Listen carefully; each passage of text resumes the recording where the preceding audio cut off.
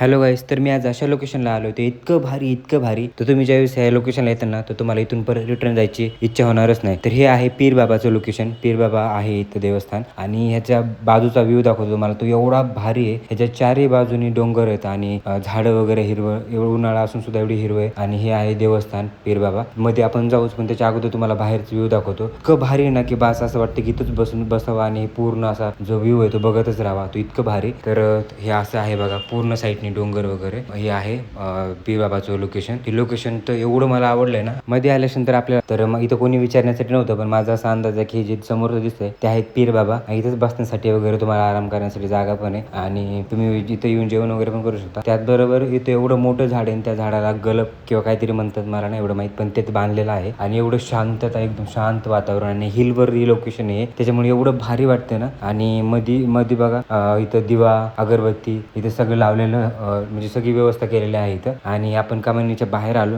बाहेरचा पण व्ह्यू बघा तुम्ही. इथं येऊन तुम्ही कंदुरी वगैरे भरपूर लोक करतात. इथं येऊन तुम्ही जेवण बनवू शकतात, प्रसाद वगैरे काही बनवू शकतात, त्याची पण व्यवस्था केलेली आहे. आणि हे एकदम पडघायला आलेलं आहे, तरी पण बघा इथं लोकांनी जेवण वगैरे बनवलेलं आहे. आणि पुढे आपण जाऊ आणि पुढे आल्यानंतर बघा हा असा भारी व्ह्यू आहे. आणि इथे भरपूर लोकांनी दगडावर दगड ठेवलेले, त्यांची इच्छा वगैरे काय असेल त्यासाठी. पण हे इतका व्ह्यू भारी ना, तर तुम्ही येऊन नक्की अवश्य भेट द्या आणि मला कमेंट करून नक्की सांगा की हे लोकेशन तुम्हाला कसं वाटलं ते.